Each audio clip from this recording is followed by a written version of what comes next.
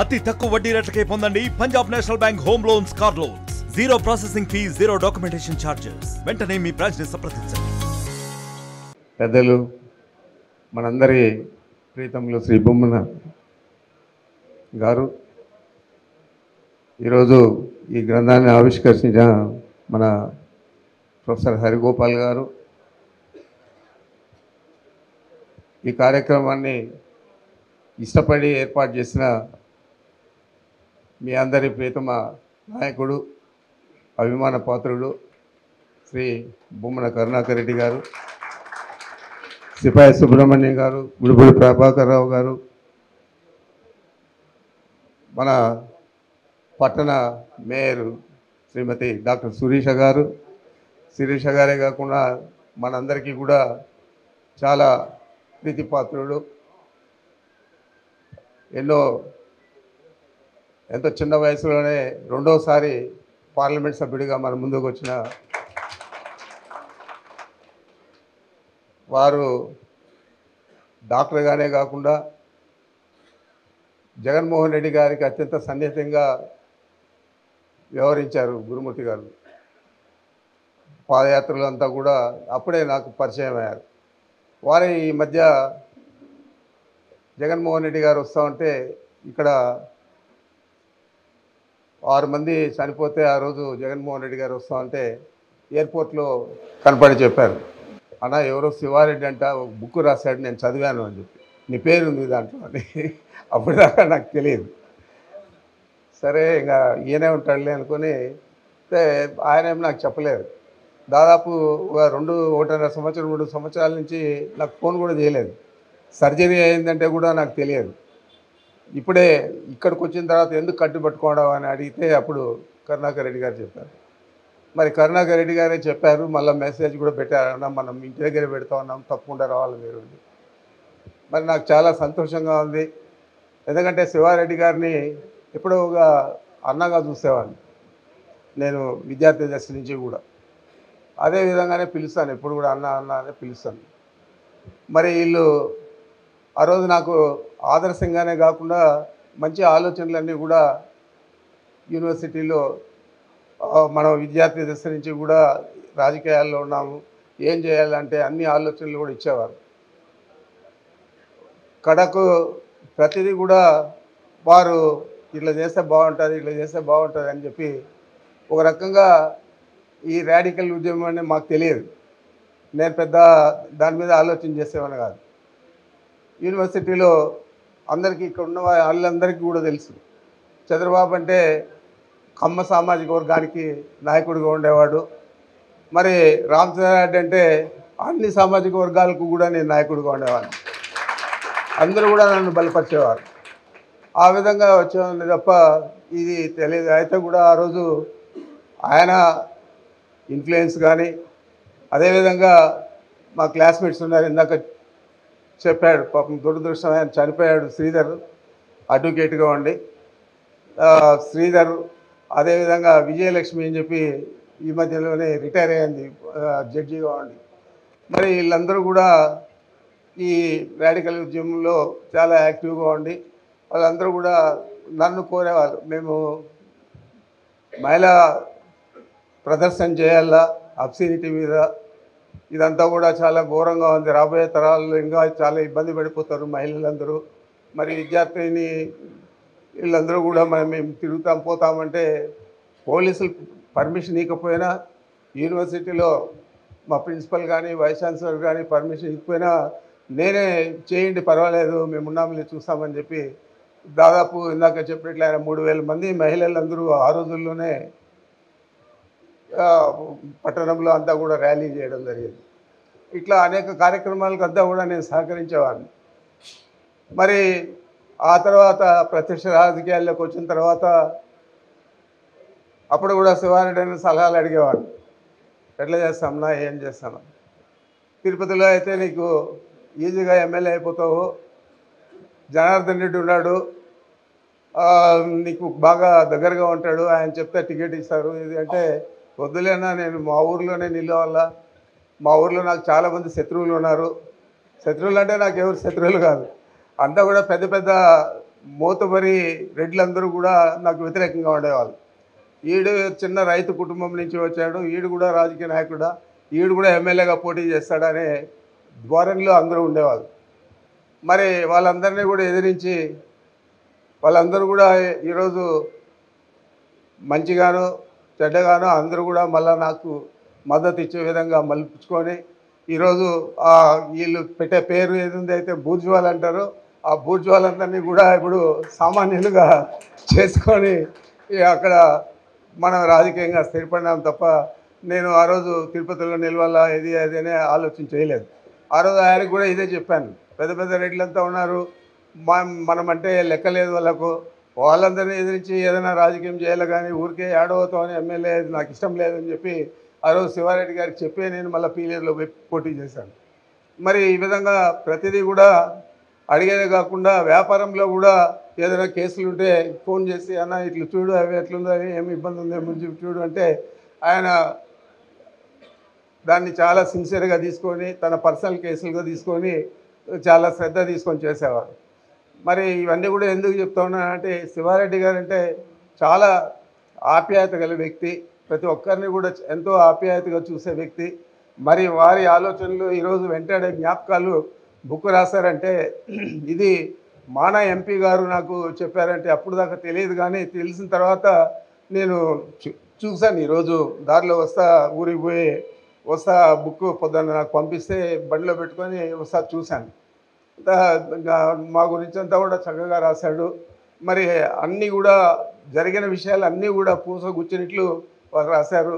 మరి ఈ వయసులో కూడా జ్ఞాపకం పెట్టుకొని ఇవన్నీ కూడా రాసి ఈరోజు మన ముందు ఆవిష్కరిస్తూ ఉన్నారంటే ఇది అందరికీ కూడా మనందరికీ కూడా ఒక ఉత్తేజం కలిగిస్తుంది. పాత రోజులన్నీ కూడా తలుసుకుంటే ఎట్లున్నా మనము ఏం చేసాము మరి అవన్నీ కూడా వారు జ్ఞాపకం చేస్తూ ఉన్నారనేది మనం అందరూ కూడా ఈరోజు ఆ బుక్ చూస్తే తెలుస్తుందని చెప్పి మీకు మనవి చేస్తూ ఉన్నాను. ఏదేమైనా వారు చేసిన ప్రయత్నం ఇది చాలా గొప్పది. దీన్ని మనం ఏదో చిన్న పుస్తకమే కదా అని ఆలోచన చేయనక్కర్లేదు. వారు అన్ని అనుభవంతో ఇవన్నీ కూడా తీసి ఈ బుక్లో రాశారు. మనమందరూ కూడా దీన్ని చదవాలా, చదివేదే కాదు ఏ విధంగా 50 సంవత్సరాల ముందుగా ఏ విధంగా సమాజం ఉన్నది, ఈరోజు ఏ విధంగా ఉంది, రాబోయే రోజుల్లో ఏ విధంగా ఉండబోతుంది. ఈరోజుకే ఇప్పుడు పాతబడిపోయాం. మనము ఇప్పుడున్న రాజకీయాలకు, ఇప్పుడున్న శాసనసభ్యులకు, ఇప్పుడున్న మంత్రులకు నేను పనికిరానేమో అని అనిపించే పరిస్థితి ఇప్పుడు నాకే ఆలోచనకు వస్తాం. ఆ విధంగా రాబోయే రోజుల్లో ఇంకా ఏ విధంగా ఉంటుందో మనకు తెలియదు.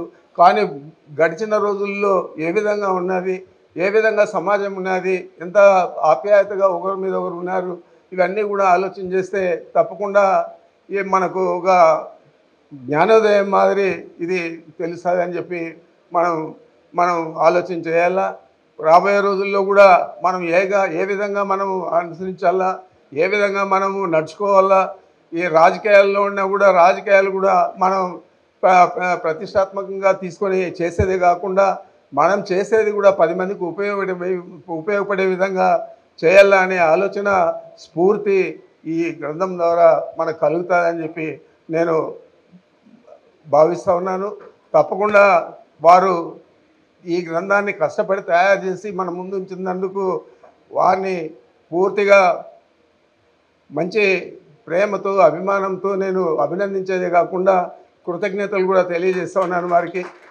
తప్పకుండా మీరందరూ కూడా దీన్ని చదివి పాత రోజులు ఎట్లున్నాయని ఒకసారి ఆలోచన చేస్తే ఇప్పుడున్న సామాజిక పరిస్థితులకు మనం బేరీజ్ చేసుకుంటే ఎంత దిగజారిపోయాయో మనకు అర్థమవుతుందని కూడా మీకు మనవి చేస్తూ నాకు అవకాశం ఇచ్చిన వేదిక ముందున్న మిత్రులకు, ఇక్కడ చాలామంది పెద్దలందరూ కూడా ఇచ్చేశారు, మిత్రులంతా కూడా ఇచ్చేశారు, అందరికీ కూడా పేరు పేరున ధన్యవాదాలు తెలుపుకుంటున్నాను. 52-53 సంవత్సరాలుగా నాకు చాలా సన్నిహితంగా ఇప్పటికీ కూడా ఒక్కసారి ఆ పుస్తకాన్ని చదువుతున్నప్పుడు 52 ఏళ్ల క్రితం మేము చేసినటువంటి ఉద్యమాలు, పోరాటాలు, ఆనాటి ప్రభుత్వాలకు వ్యతిరేకంగా చేసిన కార్యక్రమాలన్నీ కూడా మదిలో మెదులుతూనే ఉంటాయి.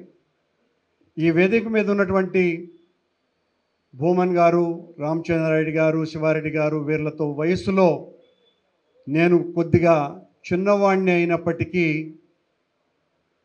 తొలి నుంచి కూడా నాకు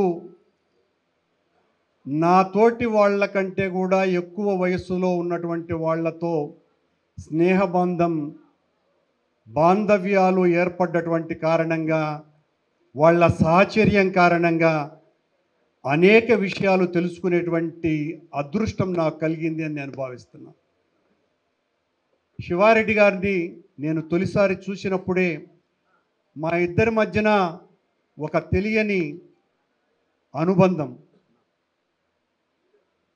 చాలా చురుగ్గా ఉన్నటువంటి వ్యక్తి, చాలా మంచి మనిషిగా అనిపించినటువంటి వ్యక్తి. ఆ రోజున 53 ఏళ్ల క్రితం ఇతను మంచివాడు అని అనిపించుకుంటే 53 ఏళ్ల తర్వాత కూడా నా హృదయంలో స్థానం శివారెడ్డి అంటే అతి మంచోడు అని.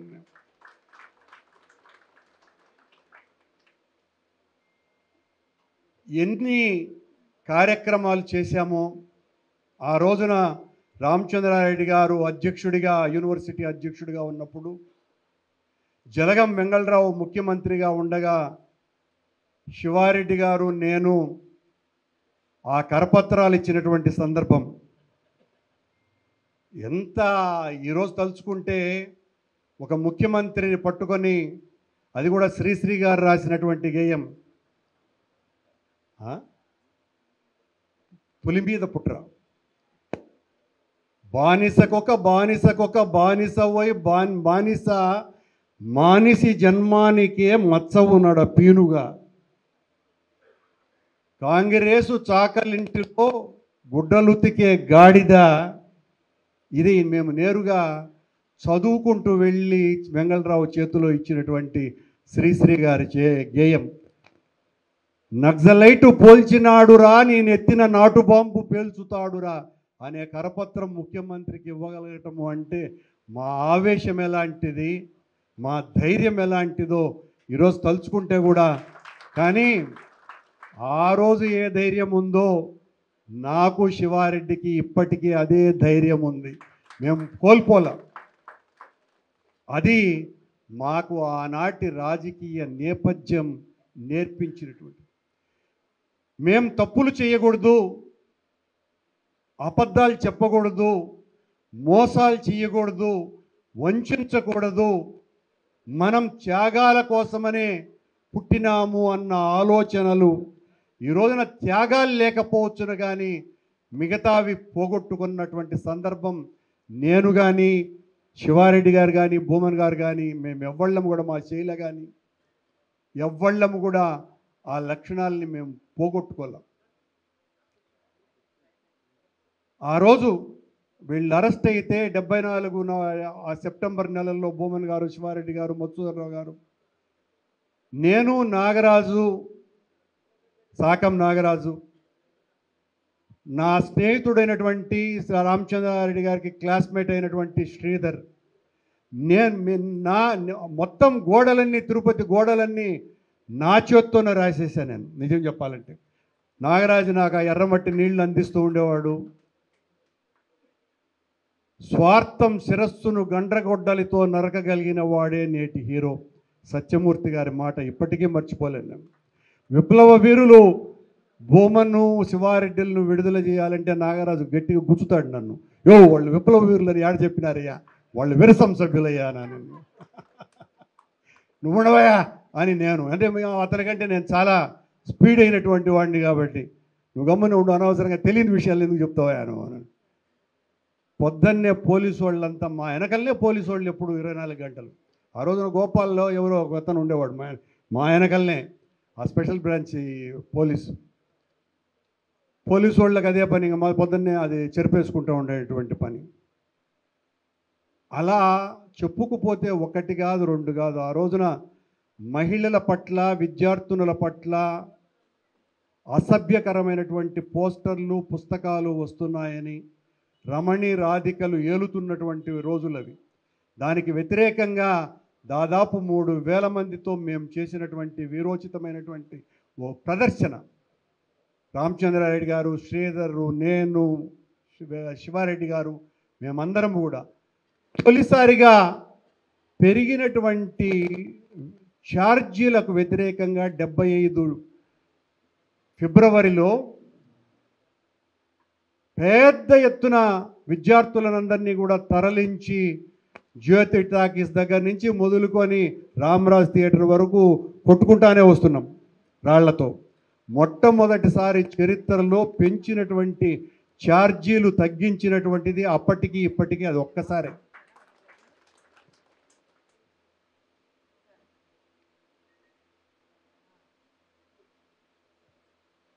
ఇలా చెప్పుకుపోతే ఒకటి కాదు, రెండు కాదు. ఆ రోజున శివారెడ్డి గారు నాకు పరిచయం చేసినటువంటి మా ఆత్మీయుడైన కరణం నాగరాజరావు వీళ్ళందరూ నాకంటే పెద్దవాళ్ళే, అందులో అనుమానమే లేదు. ప్రతి ఒక్కరు కూడా ఇక్కడే ఉన్నారు. మా చంద్రన్న, సురేంద్రన్న ఈ వేదికలోనే, ఈ సభా ప్రాంగణంలోనే. వీళ్ళు మమ్మల్ని ఒక రకంగా పెంచినారు, ఎలా ఉండాలా అని. యూనివర్సిటీ హాస్టల్లో నాగరాజరావు గారు, నేను ఒక రాత్రి పడుకొని ఆయన తెచ్చుకున్నటువంటి ఒక బ్యాగ్ నా తల మీద పెట్టుకొని దిండులాగా నిద్రపోయే ప్రయత్నం నేను చేస్తూ దాన్ని అలా అలా అలా కొడుతున్నా. కామ్రేడ్ జాగ్రత్త, దాంట్లో ఉండేది చూసినావంటే నీ తల పేలిపోతుంది. నాటు బాంబులు పట్టుకొని ఉన్నాడు. ఆ నాటు బాంబులు నా పట్టుకొని నేను కొడతాను అట్లా.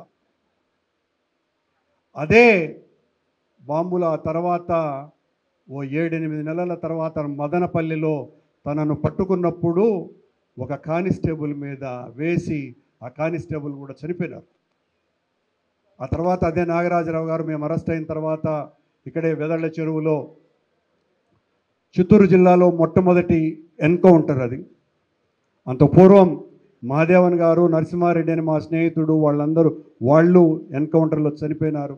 జంపాల చంద్రశేఖర్ ప్రసాద్, నీలం రామచంద్రయ్య గారు, జంపాల చంద్రశేఖర్ ప్రసాద్, నీలం రామచంద్రయ్య గారు ఎమర్జెన్సీలోనే నీలం రామచంద్రయ్య గారు అయితే ఎమ్మెల్సీగా ఉన్నారు. వాళ్ళిద్దరినీ కూడా ఎన్కౌంటర్లు చేశారు మేము జైల్లో ఉన్నప్పుడు. జైల్లో ఉండగా నేను, సూరి అనే నా మిత్రుడు, చాలా పెద్ద కార్యక్రమాలు చేసినటువంటి వ్యక్తి. విప్లవోద్యమంలో కొండపల్లి సీతారామయ్య గారిని జైలు నుంచి తప్పించినటువంటి వ్యక్తి, ఉస్మానియా హాస్పిటల్లో నా ప్రాణ స్నేహితుడు. మేమిద్దరము జైలు బ్రేక్ చేయాలని చేసినటువంటి ప్రయత్నాలు, జైల్లో మేమందరము గడిపినటువంటి క్షణాలు, ప్రతి క్షణము చదువు చదువు చదువు.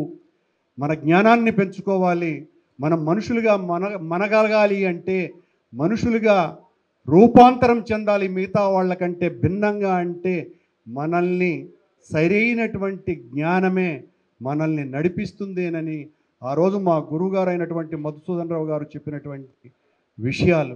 మరిన్ని వీడియోస్ కోసం ఛానల్ ని సబ్స్క్రైబ్ చేయండి. లేటెస్ట్ అప్డేట్స్ కోసం వాట్సాప్ ఛానల్ ని ఫాలో అవ్వండి. ఆ లింక్ డిస్క్రిప్షన్ లో ఉంది.